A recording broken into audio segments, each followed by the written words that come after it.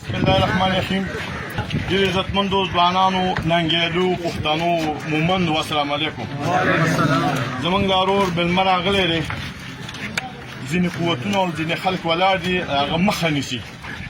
موږ دا خبره کوو، یو منټ صبر کوه. اسلام آباد نه د ډیر خان نه روان شوی دی، اوسه پورې په یو ضلع کې نه دی ولاړ. دا زموږ خاوره بې ننګه ده، بې غیرته خاوره ده چې دوی بندۍ کوي. موږ دا فیصله وکړه، دا خبره مو کړه چې موږ به ځو پیدلي که په ګاډي کې، خو موږ به دا بارډر کراس کوو، ځو به د هر حده پورې شي. دا خبره ده، دې باندې مې اتفاق دی، ځو به منظور به څو خبرې کوي، باقي به د دې خپل انسټرکشن. اعوذ بالله من الشیطان الرجیم، بسم الله الرحمن الرحیم. ډېر د درددلې او غمزفلې خاورې پښتنو د زړه د تله سلام درته کوم. السلام علیکم ورحمة الله وبرکاتو. ملګرو، نن په محمد ګیټ کې د ورکو خلکو لا درک خلکو یو درنه وه. هغه پلاران، هغه کورنۍ ورته راتللې چې د چا خلک ورک دي. یو غیر قانوني خبره یې نه کوله، دا خبره یې کوله چې که زموږ خپلو خپلوانو څه جرم کړی وي، څه غلطي یې کړې وي، هغه ته عدالت ته ورکړه. چې کومه سزا یې په آیین کې لیکلې وي، هغه سزا ورکړه. که څوک بې ګناه وي، که څوک مجرم نه وي، هغه را واپس کړه. دا مطالبه، دغه خبره د دغو درددلیو خلکو جایزه ده، هم په اسلام کښې، هم په آیین کښې، هم په پښتو کښې. په هر شي کې جایزه خبره دا ده چې دوی د عدالت غوښتنه وکړه.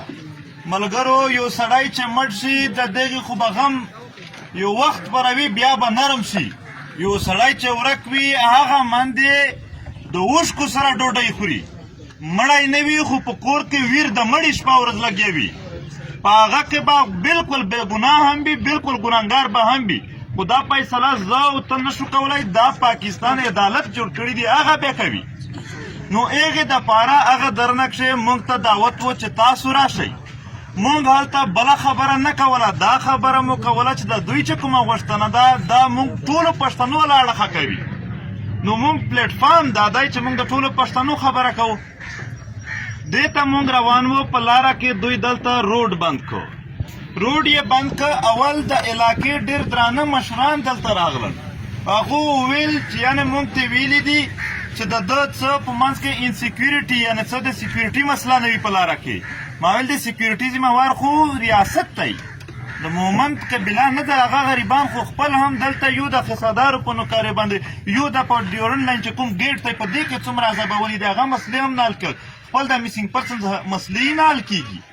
نو دا خو دوی دي. بیا هغه مشران دوی ته ورغلل، هغو ته یې وویل، کیسه یې ورسره وکړه چې خو نه غلطه خبره کوي، نه غلطه ناره وایي، یو خبره ده، یو مطالبه کوي. په دې کې تاسو څه وایي؟ هغه وویل چې نه، موږ خو دوی نه پرېږدو. نو هغو مشرانو ورته وویل چې موږ ستاسو سره بیا نه یو، موږ ستاسو ملګرتیا بیا نه شو کولی، ځکه هم چې ملکان هسې هم تا خواره کړي دي، اچولي دي په مرګر نفس. نو هغو هم ځنې انکار وکړ، کنې اول دوی هغو ته هم خبره کړې وه.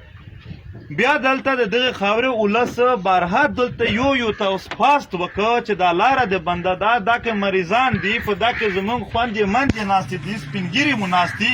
دا ګاډی خو ډېر په سایډ دی، هغه ایخوا ګاډي تا څنګه درولي؟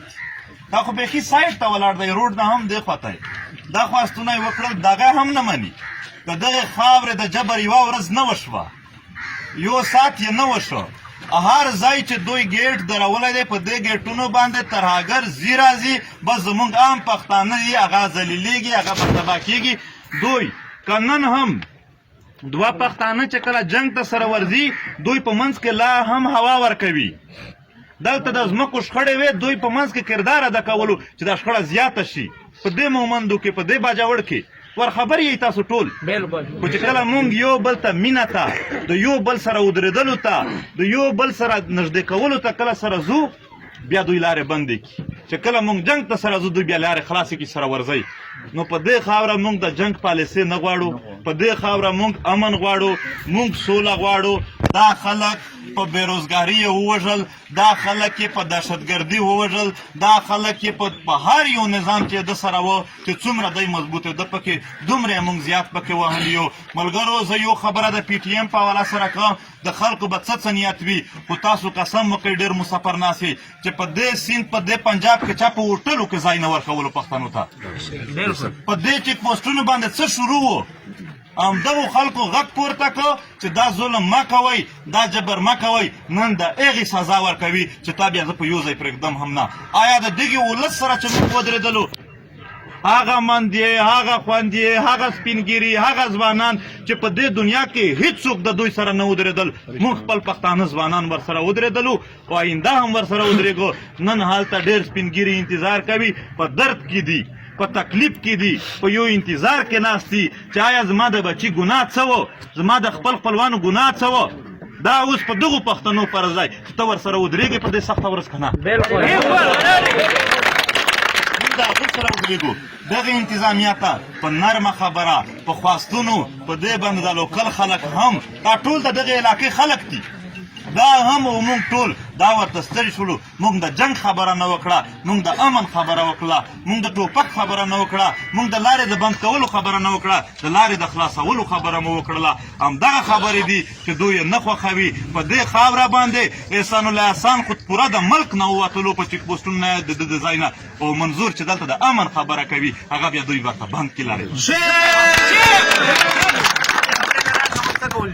نو په دې باندې اوس موږ دلته ته بند کړي، روډ یې بند کړی دی، موږ ځو په مخه پیدل ځو چې څومره مو وس وي هغه دردېدلیو خلکو ته تر هغه پره ورسېږو، هغه پره به ورځو. ټول که چېرې روډ که روډ یې خپل خوښوي پښتنو ته درد تکلیف ورکوي، بیا خو بیا بند وساتي، که زمونږ د وجې بند کړی و مونږ خو به ځنې لاړ شو دوی بیا خلاص کړي. دا پښتنو ته تکلیف دی، دا زمونږ دلته ډېر سپینګیري ډېر مریضان ناست دي، دې ته تکلیف دی. مونږ دې ته تکلیف نه ورکوو، مونږ خپل په مخه ځو چې کومه یعنې په منځ کې دی کوي هغه هسې هم دوی پښتانه هر وخت یې ځورولي دي، هر وخت یې دردولي دي.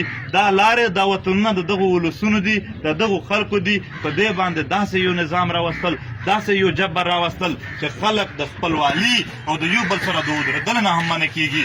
دا د دغو ولسونو خوښه نه ده. خدای دې تاسو آباد لري، خدای دې خوشحال لري. مونږ په خپله لاره باندې کری یو، دا د حق لار ده، دا د مظلوم سره د ودرېدلو لار ده، دا د یو پښتون سره د ودرېدلو لار ده. په دې کې که مرګ راځي که ګولۍ راځي، مخ مو په دې خوا ورته ځو.